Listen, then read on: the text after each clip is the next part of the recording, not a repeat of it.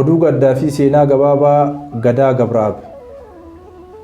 Gaazexeessaa fi barreessaa Gadaa Gabraab du'aan addunyaa kana irraa boqachuun gadda nutti dhagahame ibsaa seenaa jireenyaa Gadaa Gabraab akka armaan gadiitti isinii dhiyeessina. Seenaa Oromoo qoratee kitaabatti jijjiiruun oolmaa uummata Oromoo biraa qabuuf akkaatuma aadaa Oromootti kan moggaafame Gadaa Gabraab umrii isaa waggaa 53tti addunyaa kanarraa du'aan boqachuun dhagahame.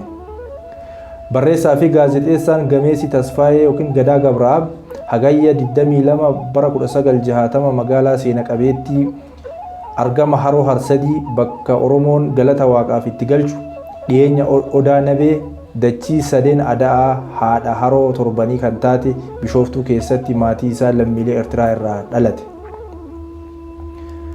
Muddee 24 2021 hospitaala biyya Keeniyaa magaalaa Naayiroobii keessatti wal'aansi taasifamaa fi utuu jiruu lubbuun darbuun dhagahame.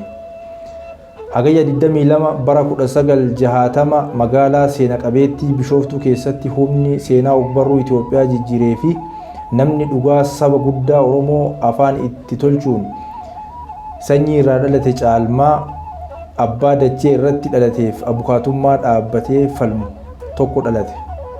Namni kun maqaan dhaloota isaa Tasfaayee Gabraab jedhama. Abbaa isaa fi haati isaa lammiilee Eertiraa ta'anis akkuma duudhaa fi aadaa Oromootti sirna moggaasaatiin Oromummaa fudhachuun maqaa isaa gara Gadaatti jijjiiratee ture. Tasfaayee Gabraab yookiin Gadaa Gabraab ulaagaa sirni moggaasaa gaafatu guuttatee Oromootti moggaafamuun dura dhugaa Oromoo barootaaf awwaalamee seenaa duguuggaa sanyii sirni nafxanyaatiin Oromoo irratti raawwatame kan abbaan ilmatti afaaniin himuun darbaa dabarsaan adeemaa ture qorachuudhaan afaan itti tolchee ogbarruun gurra miiliyoonotaa dhageessisee jira. Kitaabota isaa seenaa Oromoo irratti xiyyeeffatan keessaa afaan Amaariffaatiin kan barraa'e Yaburqaa Zimmitaa mata duree jedhuun kan barreesse isa tokkodha. Kitaabni kun yeroo dhiyoo as Callisa Burqaa mata duree jedhuun qabsaa Oromoo hangafa Abbaa Caalaa Lataatiin gara afaan Oromootti hiikamee jira. Gadaan kitaaba isaa kanaan adeemsa ogbarruu kalaqaatti seene. Kitaabni isaa kun dhugaa Oromoo baastee lallabdi. Seenaa uummata Oromoo bal'aa kalaqaan addunyatti himti. Seenaa ajjeechaa fi duula aanolee seenessiti. Gara jabeenya sirna nafxanyaa saba Oromoo irratti qaqqabsiisee fi abbaa biyyummaa Oromoo haasofti.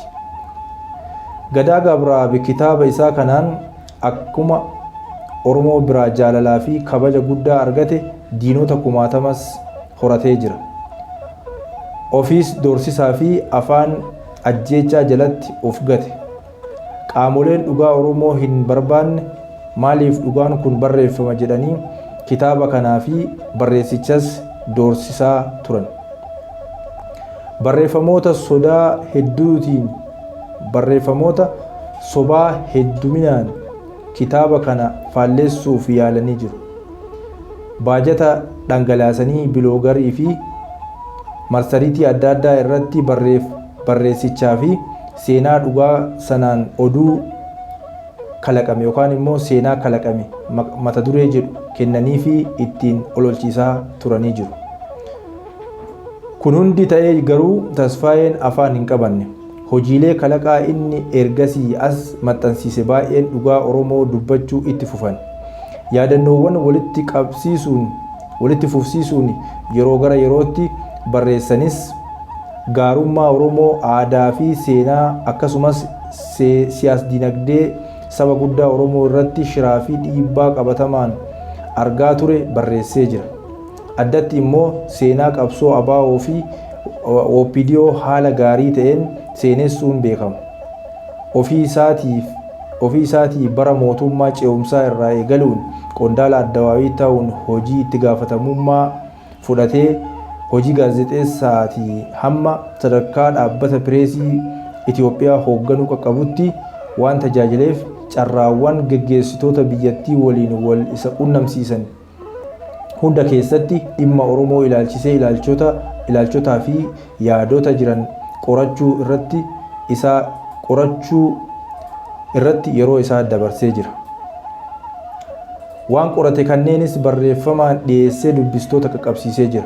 Namni kun barreeffamoota inni barreessu keessatti tooftaawwan ergaan ittiin dabarfaman akkasumas akkaataan fayyadama jechootaa fi qindaa'ina sabseenaa isaa hawwata addaa qabaachuun guddina ogbarruu afaan Amaaraa keessatti gurra horachuu danda'ee jira.